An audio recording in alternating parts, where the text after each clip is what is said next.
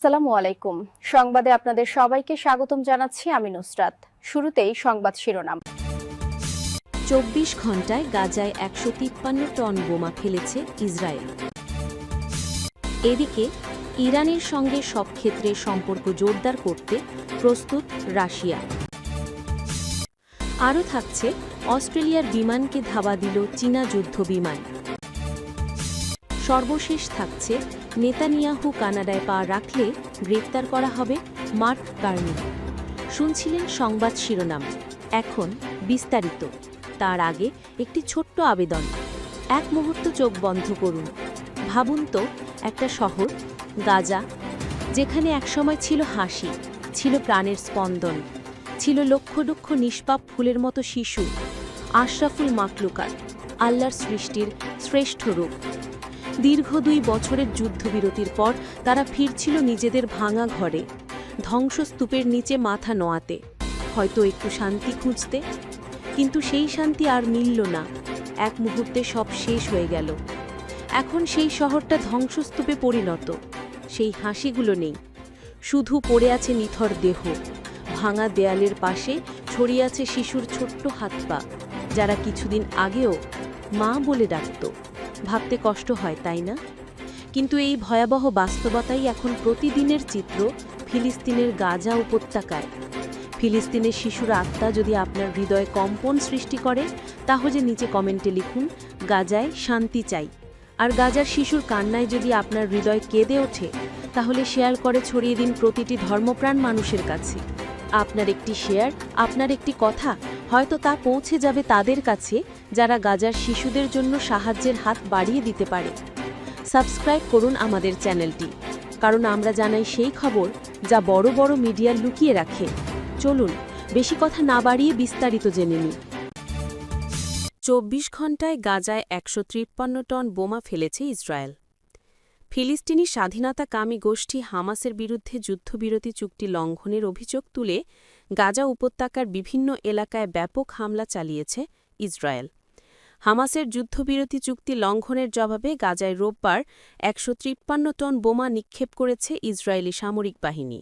সোমবার ইসরায়েলের সংসদ নেসেটে এই তথ্য দিয়েছেন প্রধানমন্ত্রী বেঞ্জামিন নেতানিয়াহু। সংসদ সদস্যদের উদ্দেশ্যে দেওয়া বক্তৃতায় নেতানিয়াহু বলেছেন, আমাদের এক হাতে অস্ত্র, অন্য হাতে শান্তির বার্তা। আপনি শক্তিশালী কারো সাথে শান্তি স্থাপন করতে পারেন, দুর্বল কারো সাথে নয়। আজ ইসরায়েল আগের যে কোনো সময়ের চেয়ে শক্তিশালী।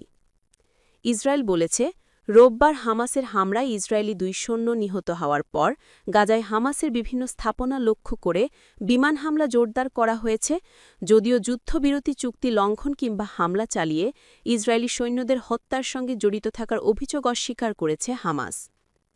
নেতানিয়াহুর দফতরের মুখপাত্র শোশো বেদ্রোসিয়ান সাংবাদিকদের সঙ্গে আলাপকালে বলেছেন, প্রধানমন্ত্রী আজ বিশেষ দূত স্টিভ উইটকফ এবং মার্কিন প্রেসিডেন্ট ডোনাল্ড ট্রাম্পের জামাতা জ্যারেড কুশনারের সঙ্গে আঞ্চলিক পরিস্থিতি এবং সাম্প্রতিক ঘটনাবলী নিয়ে আলোচনা করেছেন। তিনি বলেন, কয়েকদিনের সফরে ইসরায়েলে আসছেন মার্কিন ভাইস প্রেসিডেন্ট জেডি ভ্যান্স ও তার স্ত্রী। এই সময় তারা ইসরায়েলের প্রধানমন্ত্রী বেঞ্জামিন নেতানিয়াহুর সঙ্গে সাক্ষাৎ করবেন। এদিকে গাজা উপত্যকায় ত্রাণ প্রবেশের অনুমতি বাতিলের ২৪ ঘণ্টার মধ্যেই সোমবার তা প্রত্যাহার করে নিয়েছে ইসরায়েল। ইসরায়েলের প্রতিরক্ষা বাহিনীর আইডিএফের এক কর্মকর্তা বলেছেন, রোববার গাজায় ইসরায়েলি বাহিনীর একটি ট্যাঙ্ক লক্ষ্য করে ক্ষেপণাস্ত্র নিক্ষেপ করেছে গাজা উপত্যকার নিয়ন্ত্রণকারী গোষ্ঠী হামাসের যোদ্ধারা। এতে ঘটনাস্থলেই ২ ইসরায়েলি সেনা নিহত হন। এই ঘটনার পর তাৎক্ষণিক পদক্ষেপ হিসেবে গাজায় খাদ্য ও ত্রাণের সরবরাহ স্থগিতের আদেশ দেয় ইসরায়েলের সরকার। এই স্থগিতের আদেশ দেওয়ার পর রোববার রাতে গাজায় বিমান অভিযান চালায় ইসরায়েলের বিমান বাহিনী। সেই অভিযানে নারী ও শিশুসহ ২৬ জন নিহত হন। এদিকে অস্ট্রেলিয়ার বিমানকে ধাওয়া দিল চীনা যুদ্ধবিমান।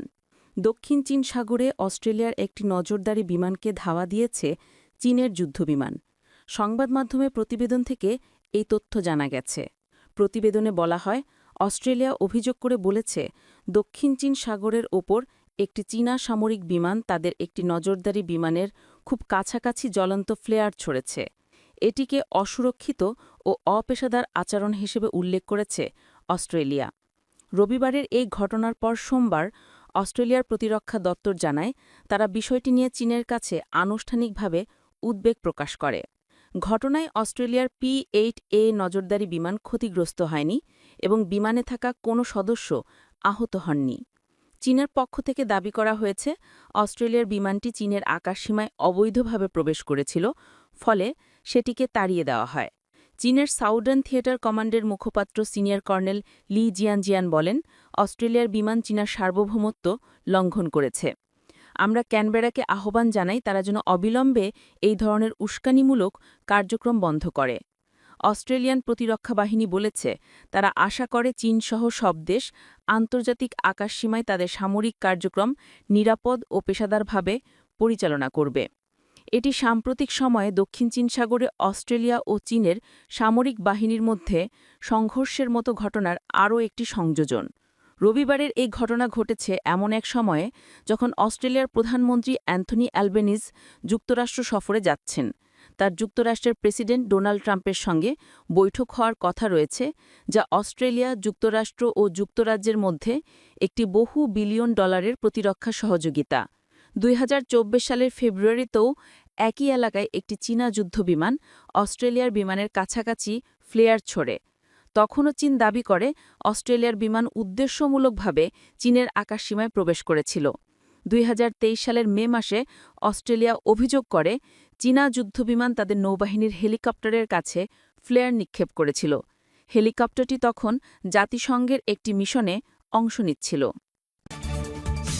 এদিকে নেতানিয়াহু কানাডায় পা রাখলে গ্রেফতার করা হবে মার্ক কার্নি।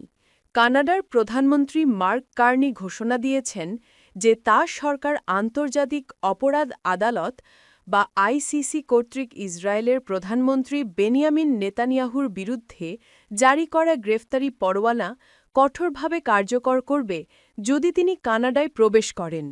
2024 সালের নভেম্বরে গাজায় যুদ্ধাপরাধ এবং মানবতার বিরুদ্ধে অপরাধের অভিযোগে আইসিসি নেতানিয়াহু এবং তৎকালীন প্রতিরক্ষামন্ত্রী ইয়োয়াভ গালান্তের বিরুদ্ধে গ্রেফতারি পরোয়ানা জারি করে। ব্লুমবার্গকে দেওয়া এক সাক্ষাৎকারে কার্নিকে জিজ্ঞেস করা হয়, কানাডা কি আইসিসির পরোয়ানা কার্যকর করবে? জবাবে তিনি দৃঢ়ভাবে বলেন, হ্যাঁ, নেতানিয়াহুকে গ্রেফতারে তিনি প্রস্তুত।